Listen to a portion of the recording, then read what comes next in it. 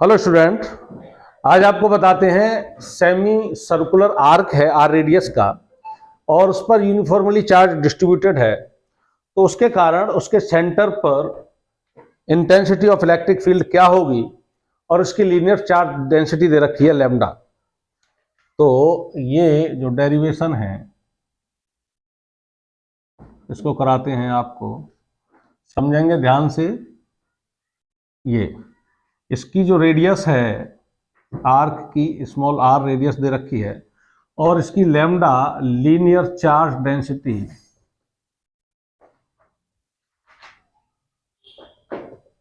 दे रखी है और इस पर पूरा जो आर्क है इस पर चार्ज जो है यूनिफॉर्मली डिस्ट्रीब्यूटेड है। उस चार्ज के कारण इस पॉइंट पर यानी इसके सेंटर पॉइंट पर इलेक्ट्रिक फील्ड क्या होगा। इस पर जो चार्ज है यूनिफॉर्मली डिस्ट्रीब्यूटेड है, मान लीजिए वह चार्ज जो है पॉजिटिव चार्ज है, तो इस चार्ज के कारण इसके सेंटर पर resultant intensity of electric field क्या होगी। ये ज्ञात करने के लिए हम क्या करते हैं, यहां से थीटा कोण पर, इसके सेंटर पॉइंट से थीटा कोण पर एक स्मॉल आर्क का एक स्मॉल सेगमेंट लेते हैं। किस कोण पर लिया हमने? थीटा कोण पर। इस आर्क का एक स्मॉल सेगमेंट लिया जो कि इसके सेंटर पर डी थीटा कोण बना रहा है, क्योंकि यहां पर ये डी थीटा है और डी थीटा इक्वल टू हो जाएगा यहां से कॉड बराबर चाप बटे तिरछा आर्क बटे रेडियस। तो आर्क और बटे रेडियस क्या है इसकी? Small are. आर रेडियस का है, ये आर जो है ये रेडियस है, आर्क अपॉन आर।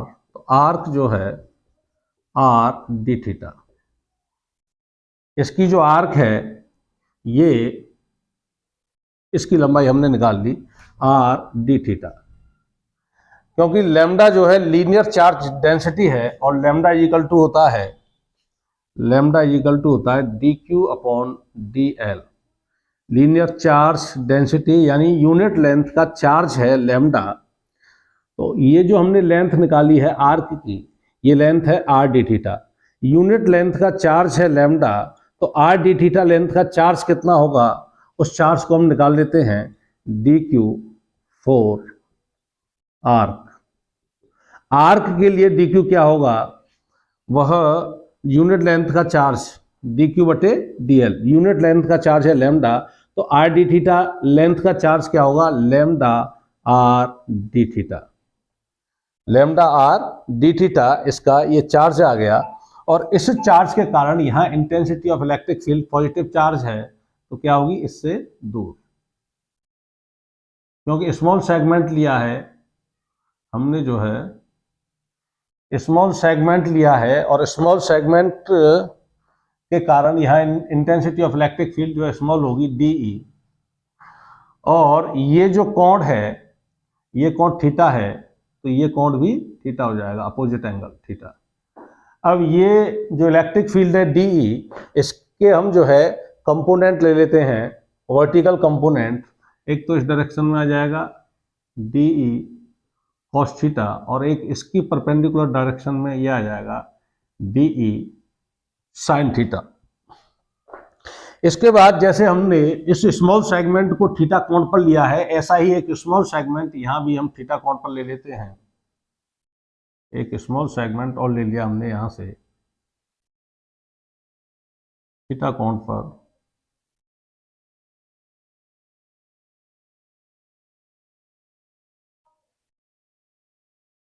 ये डी थीटा का ही थीटा कोण पर एक स्मॉल सेगमेंट और ले लिया हमने। तो यह जो आर्क होगा इसकी लंबाई कितनी हो जाएगी, आर डी थीटा, और इस यूनिट लंबाई का जो चार्ज है लैम्डा है, तो आर डी थीटा जो लंबाई होगी इसका चार्ज हो जाएगा लैम्डा आर डी थीटा। और इस चार्ज के कारण यहाँ इलेक्ट्रिक जो फील्ड होगा, पॉजिटिव चार्ज है, क्या होगा इससे दूर डीई। अब ये कोण थीटा है तो ये कोण भी थीटा हो जाएगा और डीई के, सॉरी, ये कोण थीटा है तो ये कोण थीटा हो जाएगा, अपोजिट एंगल। और हम इस डी के दो कंपोनेंट ले लेते हैं, वर्टिकल और वर्टिकल दो कंपोनेंट ले लेते हैं। एक तो ये आ जाएगा एक्स डायरेक्शन में इसका कंपोनेंट आ जाएगा DE cos थीटा, और वर्टिकल जो कंपोनेंट आ जाएगा ये आ जाएगा DE sin थीटा। ये दोनों जो कंपोनेंट हैं DE cos थीटा बराबर हैं और एक दूसरे के अपोजिट हैं, ये एक दूसरे को क्या कर देंगे, कैंसिल कर देंगे। और इन दोनों स्मॉल सेगमेंट के कारण जो ये कंपोनेंट, इसका इलेक्ट्रिक फील्ड के जो कंपोनेंट आए हैं DE sin theta same direction में है, तो ये क्या होगा, जुड़ जाएंगे। DE sin theta plus DE sin theta. लेकिन यह जो इलेक्ट्रिकल फील्ड आएगा यह केवल इन दो स्मॉल सेगमेंट के कारण आएगा, और हमें पूरी आर्क के कारण यहां पर इलेक्ट्रिक फील्ड निकालना है E। तो यहां से यदि हम इस स्मॉल सेगमेंट को यहां पर लेते हैं तो यहां इस रेखा से बनने वाला कोण यहां के लिए क्या हो जाएगा, 0 हो जाएगा। और यहां से ऐसे स्मॉल सेगमेंट लेते आएंगे और यहां जो लेंगे स्मॉल सेगमेंट इस रेखा से 180 डिग्री पर होगा। तो जोड़ने के लिए DE sin थीटा जो कंपोनेंट आएंगे क्या कर देते हैं, इंटीग्रेशन DE sin थीटा, और 0 से लेकर 180 तक जितने भी सेगमेंट आएंगे 0 से 180 तक DE sin थीटा का इंटीग्रेशन कर देते हैं। DE की जो वैल्यू है DE इजिकल टू K